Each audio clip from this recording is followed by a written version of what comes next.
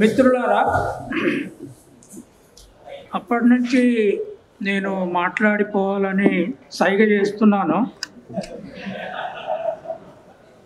కానీ శెట్టి నన్ను చూడట్లేదు.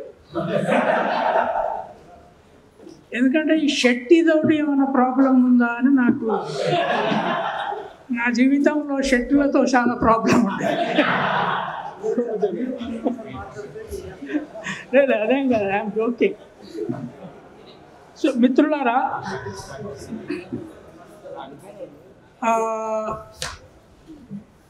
గద్దరు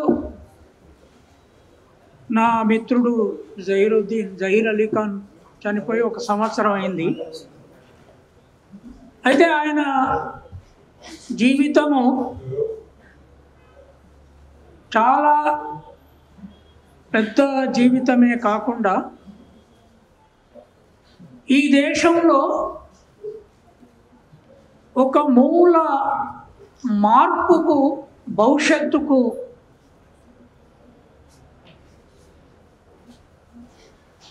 మనకి ఇంకొక రంగంలో మహాత్మా పూలే, అంబేద్కర్, స్త్రీ రంగంలో సావిత్రిబాయి పూలే ఎట్లాగైతే సింబల్స్ అయ్యారో, దేశంలో కళ, సాహిత్య రంగం, నటన, ఈ మొత్తము కళారంగాలకు గద్దరు దేశంలో ఒక సింబలు అయ్యాడు. అయితే బతికుండంగా ఆయన సంఘర్షణ వివిధ రంగాల్లో జరిగింది. నేను ఒక్క ఉదాహరణ చెప్తాను. 2012లో తెల్లారంగానే ఒకసారి 8 గంటలకు ఏం చెప్పకుండా చేయకుండా, ఫోన్ లేకుండా నా దగ్గరికి వచ్చాడు. ఆయన వెంట 2 గన్మెన్లు ఉంటారు. చాలా పరేషాన్లో ఉన్నాడు, రాత్రి నిద్రపోయినట్లేడు. సరే కూర్చుండబెట్టి టీ చేయించి తాగించి, ఆయన నాకంటే పెద్దవాడు కానీ నేను మొదటి నుంచి గద్దర్ అనే పిలిచేవాడిని, ఆయన నన్నేమో ఐలన్న అనేవాడు. సరే గద్దర్, నేను ఇంత అడావుడ్లో ఇట్లా నిద్రపోయినట్లేవు, అలసిపోయి ఉన్నావు, ఇంత తెల్లారంగానే వచ్చావన్నాడు. అంటే అన్న, రాత్రి ఎక్కడో పాటల కార్యక్రమం తెలంగాణ ఉద్యమంలో ఉండింది, కానీ నాకు నీతో ఒక ఇంపార్టెంట్ విషయం మీద చర్చించాల్సిన అవసరం ఉండే, అందుకని ఇక మళ్ళా బాగా లేట్ అయితే దొరకవు అని ఇప్పుడే వచ్చినా అన్నాడు. అంటే నేను ఒక మాట అన్నా, ఈ తెలంగాణ అంతటా పొడుస్తున్న పొద్దు పొడిపించాలని అలుపు లేకుండా తిరుగుతున్నట్టున్నావు, కానీ ఆ పొద్దు కేవలం ఫామ్ హౌస్లోనే మొలిసినట్టు కనపడుతుంది నాకు అన్నాడు. తెలంగాణ అంతా చీకటిగానే ఉండే అవకాశం ఉంది, నువ్వు ఎంత పొడిపిస్తా అని ప్రయత్నం చేసినా తెలంగాణ చీకట్లో ఉండే లక్షణమే ఉంది, అందుకే నేను దూరం ఉంటున్నా అంటే చెప్పిన తర్వాత చర్చించాము, అయిపోయింది. ఇప్పుడు చనిపోయిన తర్వాత ఏం చేయాలి? మీరంతా యూనివర్సిటీ కనుక, విద్యార్థులు కనుక 2 మాటలు చెప్తాను నేను. ఆయన జీవితం మీ ముందు ఉంది, కొన్ని విషయాల్లో పుస్తకాల రూపంలో తెలుగులో రాసింది, ఇంకా చాలా రాయాల్సిన విషయాలు ఉన్నాయి.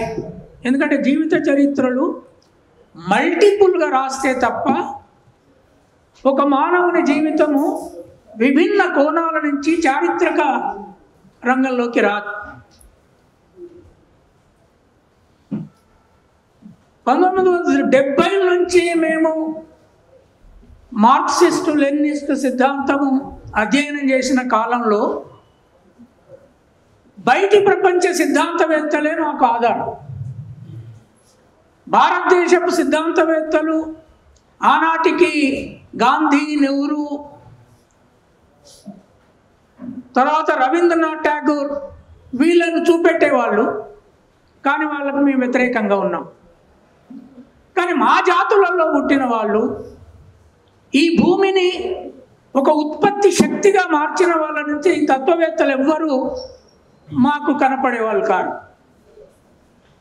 ఆ క్రమంలో 1990 నాటికి మహాత్మా పూలే, అంబేద్కర్, సావిత్రిబాయి పూలే మాకు దొరికారు. వీళ్ళు ఈ దేశ చరిత్రను చాలా భిన్నంగా మార్చడానికి, కుల వ్యవస్థను రద్దు చేయడానికి, తాత్విక పునాదుల్ని మార్చడానికి రచనలు చేశారు. అంబేద్కర్ రాజ్యాంగాన్ని కూడా రాశాడు. అయితే భారతదేశంలో బ్రాహ్మణిజము కేవలం తాత్విక రంగంతో మాత్రమే కాపాడబడలేదు. బ్రాహ్మణిజము కళారంగంలో ఎక్కువ దిష్ట వేసుకొని కూర్చొని బతికింది.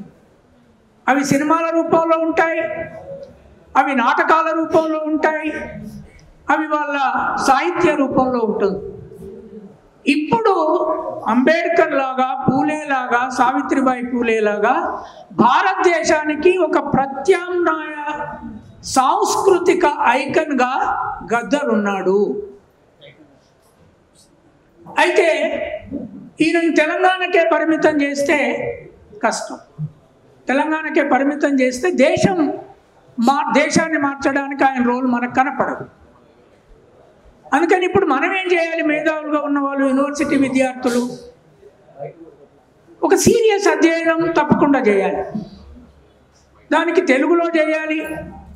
అది దేశ ప్రభావితం కలిగిన శక్తిగా గద్దర్ని ఎదిగించాలంటే ఆయన పాటల్ని, వాటి అనాలిసిస్ని ఇంగ్లీష్లోకి తీసుకురావాలి. ఇది ఒక ప్రక్రియ. అయితే భారతదేశంలో నిరక్షరాస్యుల సంఖ్య, బొమ్మల చూసి మాత్రమే ప్రభావితమయ్యే సంఖ్య అక్షరాస్యులు, చదువుకున్న వాళ్ళకంటే ఎక్కువ. కనుకనే దేవతలుగా విగ్రహాలను పూజిస్తారు. ఆ దేవుడు ఏం చెప్పిండో తెలియదు, ఆ దేవుడు ఏం సిద్ధాంతం చెప్పిండో తెలియదు. దేవతలుగా విగ్రహాలను పూజిస్తారు. అంబేద్కర్ భారతదేశంలో మూల మాదిగవాడ, మాలవాడ, సాకలివాడ, మంగలివాడకు ముందు పాకిండు అంటే విగ్రహాలు పెట్టిన తర్వాతనే పాకిండు అంబేద్కర్ విగ్రహాలు. అందుకని నా దృష్టిలో ఇప్పుడు గద్దర్ని ఏం చేయాలి అంటే, ఒకటి ఇలిటరేట్స్, ఆయన పాటలు, ఉపన్యాసాల కంటే, రచనల కంటే పాటలు వినేవాళ్ళు ఎక్కువ ఉంటారు నాకు తెలుసు. ఎందుకంటే గద్దర్ మా ఇంటికి వచ్చినప్పుడు కిందికి దిగగానే ఆ కాంపౌండ్లో ఉన్న వాళ్ళందరూ ఆయన దగ్గరికి వచ్చేది. అందరు ఫోటోలు దిగేది, పిల్లల్ని పట్టుకొని వచ్చేది, పిల్లల మీద చేయి పెట్టమనేది. ఇది నిరక్షరాస్యుల మధ్య కూడా చాలా గద్దర్కు అభిమానం ఉంది. ఆయన కేవలము ఒక మేధావి స్థాయిలో మిగిలిపోలేదు. ఎందుకంటే పాటల్ని భూమిలోకి చుప్పించి పాడించాడు, భూమి గురించి రాశాడు కనుక, మట్టి గురించి రాసిన మేధావి కనుక ఉంది. కానీ ఇప్పటికీ ఆయన విగ్రహాల ద్వారా ఆయన శక్తిని మనం పెంచవచ్చు. అందుకని ఆయన చనిపోయిన తర్వాత నాకు మిత్రులుగా ఉన్న వాళ్ళతో తెల్లాపూర్లో మేమంతా చర్చించి, భారతదేశంలో ఇప్పటి వరకు గాంధీకి కానీ, అంబేద్కర్ కానీ, పూలేకి కానీ, లేదా శివాజీ కానీ, రవీంద్రనాథ్ ఠాగూర్ కానీ సచ్చిన 6 నెలల్లో పెద్ద విగ్రహం ఎవరికి పెట్టలేదు. గద్దర్కు మాత్రమే తెల్లాపూర్లో పెట్టారు. ఎవరికి పెట్టలేదు, మీరు చరిత్రలో చూడండి. అయితే ఇప్పుడు నేను నిరంతరంగా కలం బట్టి రాసేవాడినైనా ఆయన చరిత్రను భారతదేశం మొత్తానికి క్లాస్ రూములలోకి, తర్వాత నాటక రంగాల్లోకి తీసుకుపోవాలి అంటే ఒకటి ఆయన విగ్రహాలు పెట్టాలి. అయితే ఇప్పుడు ఇంకో 2 విగ్రహాలు రెడీ అయి ఉన్నాయి. వాళ్ళు నాకు వచ్చి చెప్పారు, మేము ఇంకో 2 విగ్రహాలను ఆయన అభిమానులను చేయిస్తున్నాము, వీటిని ఎక్కడెక్కడ పెడితే బాగుంటుంది. అయితే ఒకటి వరంగల్లో పెట్టాలి. వరంగల్లో ఇప్పటికీ కల్చరల్ కేంద్రం. ఈ క్రమంలోనే నేను ఒకరోజు మా ఊరికి పోయి వస్తూ అక్కడ ఒక కళాక్షేత్రం కడుతున్నారని, ఆ కళాక్షేత్రం ఎట్లుంటుందో చూసొద్దామని పోయినా. అది బాలసముద్రంలో ప్రభుత్వ భూమిని ఐగ్రీవాచారి అనే దొర, బ్రాహ్మణ్ దొర ఆక్రమించుకున్న భూమి అది. దానికి వ్యతిరేకంగా కమ్యూనిస్టులు, నా ఫ్రెండే, నాకు సీనియర్ పొలిటికల్ సైన్స్లో జి రాములు అనే వ్యక్తి పెద్ద ఎత్తున పోరాటాలు చేసి హైకోర్టులో కేసేసి మాధవరావు సాయం తీసుకొని ఆనాడు చీఫ్ సెక్రటరీ ఆ భూమిని, సగం భూమిని బీదలకు ఇండ్లకి ఇప్పించాడు. మిగతా సగం భూమిలో ఇప్పుడు కళాక్షేత్రము కేసీఆర్ ప్రభుత్వం కట్టడం మొదలుపెట్టింది. అయితే నాకు దాన్ని చూడగానే దీని పేరు ఖచ్చితంగా గద్దర్ పేరు పెట్టించాలి అని నేను అనుకున్నాను. అయితే అది మామూలుగా అయ్యేటట్లేదు. అయితే కమ్యూనిస్టులకు నాకు తెలియదు మరి, శక్తి ఇప్పుడు ఏ ఆలోచనతో ఉన్నాడో, కాశీం ఏ ఆలోచనతో ఉన్నాడో. నిన్న వీరసము వేణుగోపాల్ మాట్లాడుతూ గద్దరు లేడు అనుకోవడానికి వీలు లేదు, గద్దరు ఎక్కడ లేడు అని కాదు, లెనిన్ గురించి చెప్పేవాళ్ళు లెనిన్ ఎక్కడున్నాడు అంటే చూడు జనంలో ఉన్నాడు అని. కానీ సోవియట్ యూనియను లెనిన్ బాడీని మమ్మిఫై చేసి బొందబెట్టలేదు, కాలబెట్టలేదు, ఇప్పటికి శరీరాన్ని కాపాడు ఉంచారు. ఎందుకు ఉంచారు? ఆయన గద్దర్కు విగ్రహాలు పెట్టేదాన్ని మనం సపోర్ట్ చేయం, మనం విప్లవకారులం. లేదా గద్దర్ సాహిత్యం ఎవరు రాయాలి? ఇప్పుడు మాట్లాడుతున్న చాలామంది తెలియదు, గద్దరు ఇంత భారతదేశం మొత్తము భూమిని కదిలించే పాటలు రాసిన, ఉత్పత్తితో ముడేసి మట్టిని పుట్టను వెనుకకు అడిగేసి ఎద్దోలే నాట్లేసిన స్త్రీ గురించి రాసిన గద్దరు మీద కానీ, గద్దరు పాటల మీద కానీ, ఇదే మావోయిస్టు పార్టీలో ఉన్న బ్రాహ్మణ విప్లవకారులు, ఇంగ్లీషు మేధావులు ఒక్క ఇంగ్లీష్ వ్యాసం ఎందుకు రాయాలి? ఎందుకు అడగలే మీరు? మీ నిర్మాణాలను మీరు చాలా చెప్తున్నారు, మేము చాలా ఏళ్ళు కలిసి నిర్మాణాలలో పోరాటం చేసినామని. మొట్టమొదట గద్దర్ మీద ఇంగ్లీష్ వ్యాసం రాసింది నేను, బయట ఉన్నాను. ఎందుకు రాసిన నేను? ఒకరోజు వచ్చి నాతో చెప్పాడు, అన్నా నీ చేతిలో, ఒక బీసీ గాని చేతిలో ఇంగ్లీష్ కలం ఉన్నది, నా మీద ఒక్క వ్యాసం రాయమానే అన్నాడు. నాకు దుఃఖం వచ్చింది. మరి గద్దర్ నీ నిర్మాణంలో ఇంగ్లీష్ మేధావులు ఉన్నారు కదా, నీ విరసం ఉంది కదా, ఈపీడబ్ల్యూ ఎకనామిక్ పొలిటికల్ వీక్లలో వాళ్ళే రాస్తున్నారు కదా, వాళ్ళకే స్థానాలు ఉన్నాయి కదా, ఢిల్లీ వరకు మేము కలిసి పని చేసినాం, వాళ్ళు ఎందుకు రాయట్లేదని అడిగినాడు. అన్న వాళ్ళు నా గురించి రాయరే అన్నాడు. అప్పుడు నేను ఏషియన్ ఏజ్ అనే పత్రికలో the bard of India and the world అని ఒక వ్యాసం రాశాను. అది మొట్టమొదటి గద్దర్ని భారతదేశానికి ఇంగ్లీష్లో ప్రచారం చేయించింది. ఇప్పుడు నేనేమంటున్నానంటే, సరే చరిత్ర చాలా ఉంది, చాలా కలిసి పని చేసినాం, బువ్వ తిన్నాం, గడక తిన్నాం, అన్ని ఇళ్ళల్లో తిన్నాం, బువ్వ తిన్నాం, గడక తిన్నాం, కానీ గొడ్డు కూర కూడా కలిసి తిన్నాం. మేమంతా బీసీలము, ఎస్సీలతో కలిసి. ఇష్యూ అది కాదు. ఇష్యూ ఏంది? గద్దర్కు విగ్రహం ఇవ్వాలా? నేను అడుగుతున్నా. నేను పోయి వచ్చిన అక్కడ కలెక్టర్కు అప్లికేషన్ ఇచ్చారు వరంగల్లో ఇదే పీడబ్ల్యూజీ మొట్టమొదటి తెలంగాణ మహాసభ 15 లక్షల మహాసభ పెడితే ఉపన్యాసకులను నిలబెట్టడానికి గద్దరు పాట లేకుండా ప్రజలు ఉండేవాళ్ళు కాదు. అవునా కాదా? మరి ఇలా అక్కడ ఏం చెప్తున్నారు? ఆల్రెడీ ఒక మెడికల్ యూనివర్సిటీకి కాలోజీ అనే కవి పేరు పెట్టారు. ఎక్కడన్నా పెట్టుకుంటారా? ఒక మెడికల్ యూనివర్సిటీకి సెటస్కోప్ అంటే ఏంటో తెలియదు, మనిషికి ఏ రోగం పట్టుకుంటే ఊళ్ళోనన్నా కనీసం మామూలు మంగళాయనకు తెలిసి ఇట్లా పట్టుకుంటే నరం తెలుస్తుంది, కానీ ఆయనకు అది కూడా తెలియదు. నరం పట్టుకుంటే గుండె ఎంత కొట్టుకుంటుందో. ఆయన పేరు మెడికల్ కాలేజీకి పెట్టారు. ఇప్పుడు ఇదే కేసీఆర్ ప్రభుత్వము దాని పేరు, అది పుట్టక ముందే గద్దరు కళాక్షేత్రం అని ఫౌండేషన్ మొదలుపెట్టి, అది కాలోజీ కళాక్షేత్రం అని ఫౌండేషన్ మొదలుపెట్టారని చెప్తున్నారు. అక్కడ నేను అడిగిన కాళోజీకి కళాక్షేత్రానికి ఏం సంబంధం? కవిక్షేత్రం కట్టుకోమాను, లేదా ఒక లైబ్రరీకి ఫేమ్ పెట్టుకోమాను. ఏం గజ్జగట్టి ఆడిండా? కులశుద్ధులు చెప్పిండా? లేదు ఒక్కు కథ చెప్పిండా? లేదు మొత్తము డ్రామాలు వేసిండా? కళ అంటే ఏంది? అంటే తెలంగాణ వచ్చిన తర్వాత అదే ఫామ్ హౌస్ ఉందే, తెలంగాణ ఉద్యమం చేసిన మేధావులు అనుకునే వాళ్ళకి మెదళ్లకు తాళం వేసింది ఆ ఫామ్ హౌస్. ఒక్క కంచాయిలే మాత్రమే బయట ఉన్నాడు.